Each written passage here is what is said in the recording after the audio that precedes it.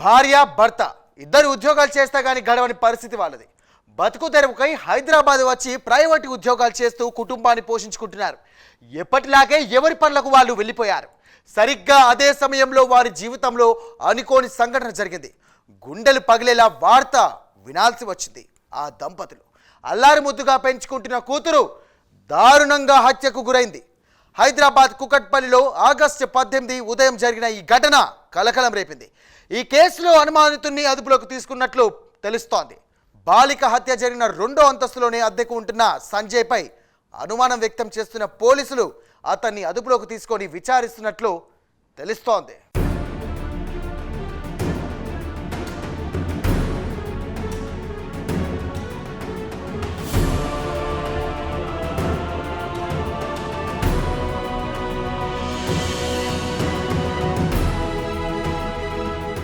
అభం శుభం తెలియని 12 ఏళ్ల బాలిక అత్యంత దారుణంగా హత్యకు గురైన ఘటన కూకట్పల్లి పోలీస్ స్టేషన్ పరిధిలోని సంగీత్ నగర్లో చోటు చేసుకుంది. ఈ ఘటనకు సంబంధించి పోలీసులు తెలిపిన వివరాల ప్రకారం బ్రతుకుదెరువు నిమిత్తం నగరానికి వచ్చిన వెంకటేష్, రేణుక దంపతులు ప్రైవేటు ఉద్యోగులుగా పనిచేస్తున్నారు. వెంకటేష్ బైక్ మెకానిక్గా పనిచేస్తుండగా రేణుక ల్యాబ్ టెక్నీషియన్గా పనిచేస్తోంది. వారికి 3 పిల్లలున్నారు. ఇద్దరూ ప్రైవేట్ జాబ్ చేస్తూ 3 పిల్లలను పోషించుకుంటున్నారు.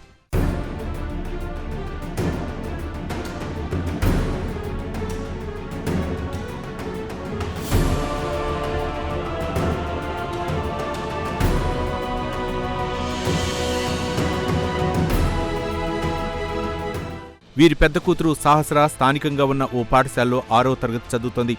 ఆగస్టు 18న ఉదయం 9 గంటలకు వెంకటేష్, రేణుక ఉద్యోగాలకు వెళ్లిపోగా 12 ఏళ్ల సహస్ర ఇంటి వద్దనే ఉంది. బాలిక తండ్రి తన 2వ కుమార్తెకు లంచ్ బాక్స్ పంపాలని మధ్యాహ్నం 12:30 ఆఫీస్ నుండి ఇంటికి బయలుదేరాడు. ఇంటికి వచ్చి చూసేసరికి సహస్ర ఇంట్లోని మంచంపై రక్తపు మడుగులో పడి ఉంది. ఆమె ఒంటిపై కత్తిగాట్లు ఉన్నాయి. కుమార్తె శవాన్ని చూసి తండ్రి ఒక్కసారిగా షాక్ తిన్నాడు. వెంటనే తేరుకున్నాడు. పోలీసులకు సమాచారం అందించాడు.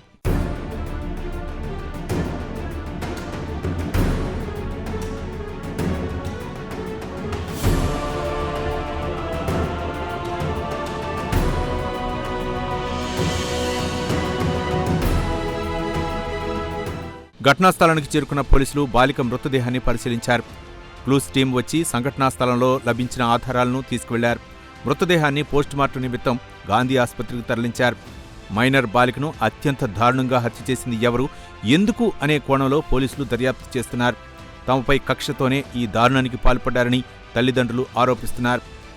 తమ మిగతా 2 పిల్లలు కూడా ఇంట్లో ఉంటే వారిని కూడా చంపేవారేమోనని ఆందోళన వ్యక్తం చేస్తున్నారు.